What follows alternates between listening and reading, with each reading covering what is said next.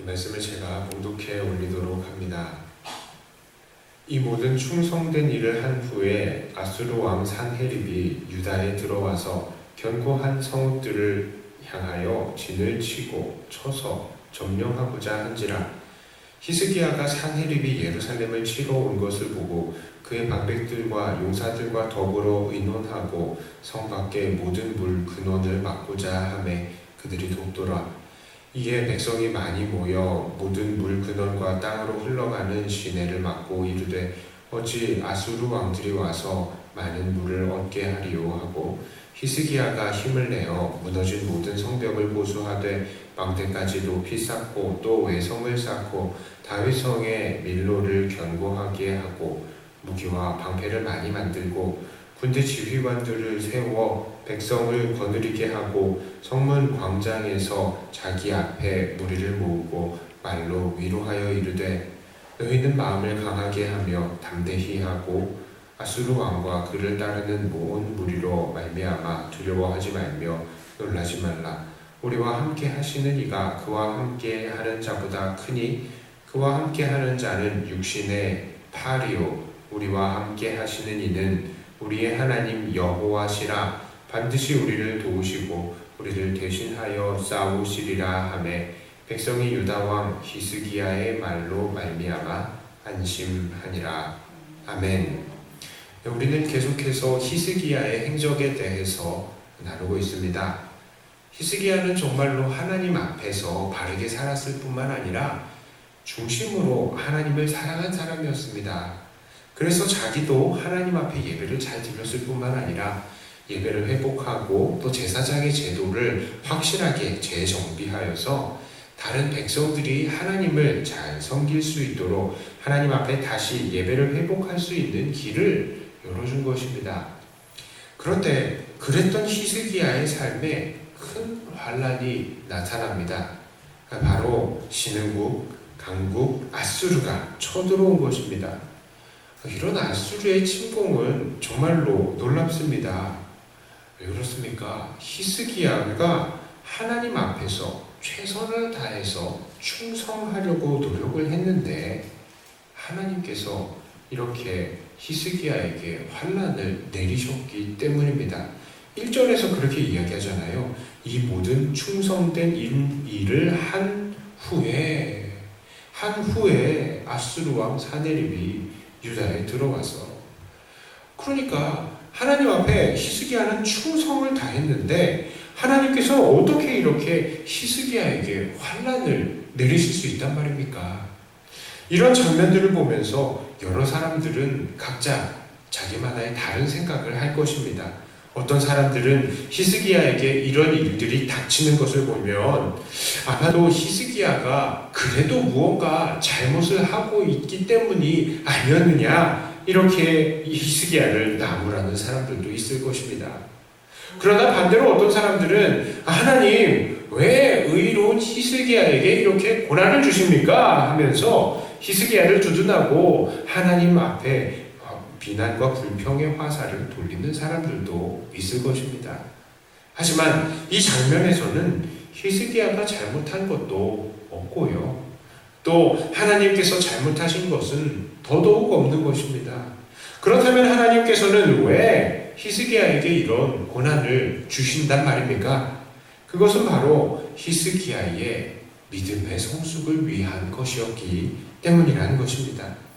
이 전쟁을 통해서 하나님께서는 히스기야에게 성숙을 주셨다고요. 어떠한 성숙을 주셨습니까? 첫 번째로 하나님께서는 히스기야에게 겸손의 성숙을 이루게 하셨습니다. 그는 이 아수르의 침공을 통해서 하나님 앞에 자기가 아무것도 아니라는 것을 뼈저리게 느끼는 경험을 한 것입니다. 사실 오늘 우리가 함께 읽은 본문의 제목들을 쳐서 점령함에, 그러니까 유다의 그 예루살렘 이후 말고 다른 성들을 다 점령한 거예요. 자, 유다 왕 히스기야가 라기스로 사람을 보내어 아수르 왕에게 이르되 내가 범죄하였나이다. 나를 떠나 돌아가소서. 왕이 내게 지우는 것을 내가 당하리이다 하였더니 아수르 왕이 곧 은 300달란트와 금 30달란트를 정하여 유다 왕 히스기야에게 내게 한지라. 히스기야가 이에 여호와의 성전과 왕궁 곳간에 있는 은을 다 주었고 또 그때에 유다 왕 히스기야가 여호와의 성전 문에 금과 자기가 모든 기둥에 입힌 금을 벗겨 모두 아수르 왕에게 주었더라. 히스기야는요, 아수르가 쳐들어와서 당장에 예루살렘 말고 다른 성들을 다 점령할 때에 잘못했습니다 하면서 그 아수르가 원하는 대로 은금을 다 갖다 바치느라고 정말 왕궁의 은금을 다 털어내고 성전에 있는 은금을 다 털어내고 심지어는 자기가 입힌 그 성전의 기둥의 금까지도 다 벗겨서 아수르에게 주었습니다. 그런데요, 아수르가 이 은금을 받고 물러갔다? 아니요. 후퇴하지를 않는 거예요. 오히려 더 쳐들어오는 겁니다. 그러니까 이제는 히스기야가 어쩔 수가 없는 거예요. 왜요? 은금으로 해도 안 되거든요. 그러니까 이제는 어쩔 수 없이 하나님을 의지할 수밖에 없게 되는 겁니다. 은금까지 다 줬는데도 안 되니까. 그래서 이제 어쩔 수 없이 백성들에게 나아가서 말한 겁니다. 얘들아, 우리 하나님을 의지하자라고 말합니다. 이런 모든 과정을 거침을 통해서 히스기야는 어떠한 갈등을 겪었을까요? 그는 분명히 아수르 왕에게 온갖 재물과 성전의 보물과 성전 기둥의 금까지 벗겨서 줄 때에 그 마음이 어땠을까요? 절대로 아무렇지 않지는 않았을 것입니다. 우리들의 삶 속에서도 정말 그럴 때가 있지 않습니까? 내가 죄악에 굴복하지 않으면 내 삶이 끝나고, 내 삶이 끝나는 것은 괜찮을지 몰라도 내 가정과 자녀들의 삶이 끝나는 것 같은 경우 말입니다. 그럴 때 우리가 있잖아요. 그럴 때 사람들은 대부분 어떻게 합니까? 죄악에 굴복합니다. 그렇게 돼 있죠, 사람들은. 그리고 하나님 앞에서 절망하는 것입니다. 하나님, 내가 이 정도밖에 안 되었습니까? 하고요, 절망하고 가슴을 쥐어뜯죠. 범죄가 나는 절대로 이런 범죄자는 아니라고 생각하는 그 범죄를 우리가 저지를 때 말이에요. 그런데 그럴 때가 있더라라는 것이죠. 하나님은 오늘 히스기야에게 바로 그런 경험을 시켜주신 것입니다. 히스기야야, 너 우산도 다 찍어내리고 성전도 정화하고 예배도 정리했지. 잘했다.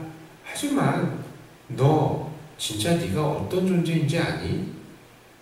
이렇게 하면서요, 지금 히스기야에게 아수르 침공을 통해서 알려주시는 거예요.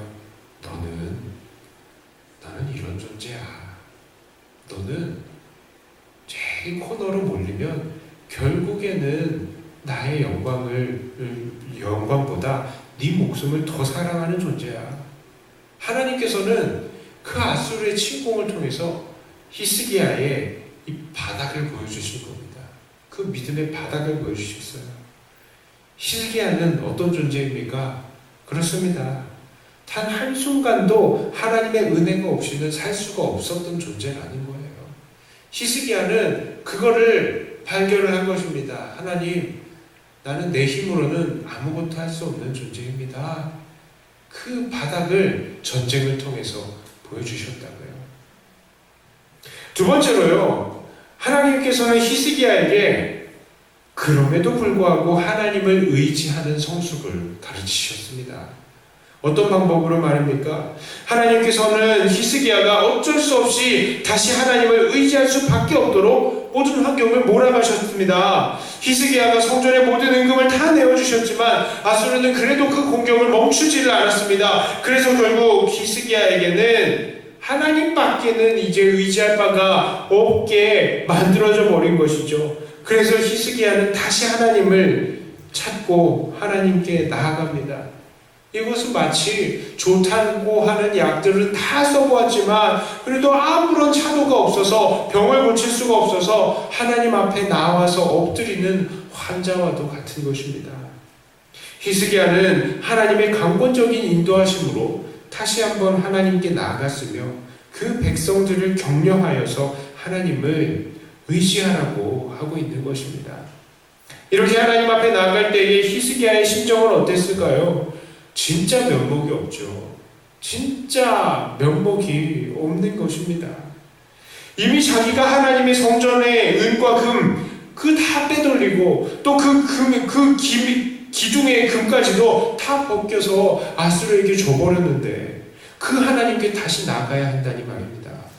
그러나 하나님은 이 과정에서도 히스기야에게 히스기야야 그럼에도 불구하고 나를 의지하라 라는 것을 가르치시는 겁니다. 그래서 그렇게 의지했을 때에 하나님께서 큰 승리를 구원을 경험시켜 주시지 않으셨습니까?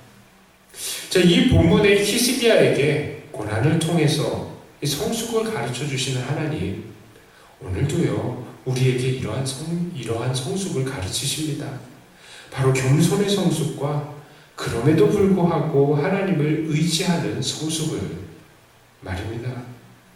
하나님은 오늘도 고난을 통해서 우리의 삶과 신앙의 인격에 밑바닥을 확인시켜 주십니다.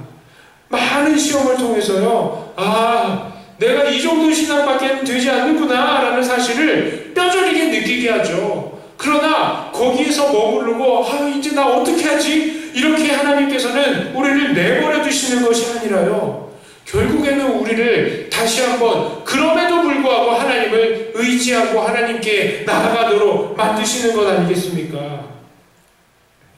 하나님께서 용서하지 못하시는 상황이 없고 구원하시지 못하는 상황이 없다는 것을 우리는 그때에 다시 경험하게 되는 것 아니겠습니까? 이러한 성숙의 과정은 정말 인생에 있어서요, 우리들에게 몇 번이나 일어났었고 또한 앞으로도 계속해서 일어날 것입니다. 여러 차례 일어날 것입니다. 왜요? 우리는 예수님을 온전히 닮아가야 하기 때문입니다.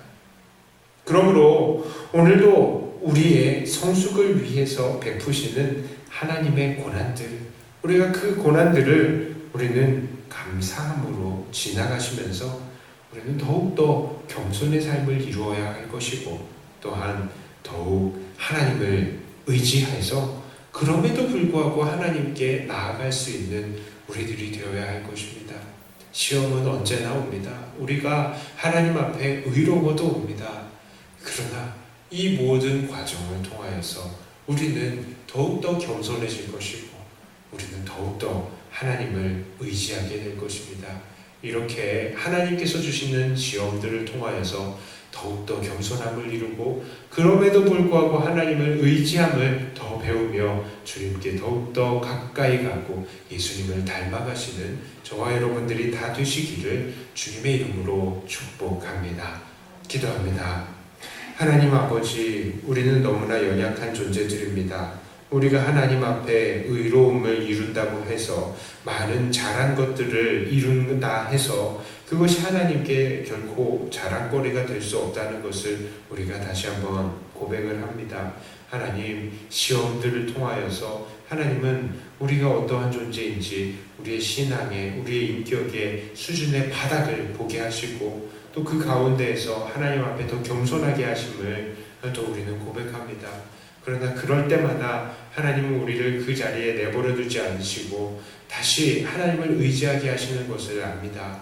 하나님, 그때마다 하나님 앞에 엎드리고 더욱더 그럼에도 불구하고 하나님께 나아가 간구하고 의지하는 우리가 되게 해주시어서 하나님의 구원하심과 하나님의 건져주심을 경험하는 우리들이 되게 해주시옵소서. 하나님, 이렇게 고난을 통하여서 우리를 성숙시켜 주시는 하나님을 의지하며 오늘도 하나님 앞에 우리를 맡겨드립니다. 우리를 더욱더 자라게 하시고 더욱더 주님을 닮아가게 하여 주시옵소서. 하나님, 사랑하는 백동교회가 그런 모든 과정들을 거쳐서 이 교회가 성숙한 교회가 되게 해주시고 결국 이 일대에 정말 주 예수 그리스도의 복음을 증거하고 구원을 전하는 데에 부족함이 없는 교회가 되게 하여 주시옵소서.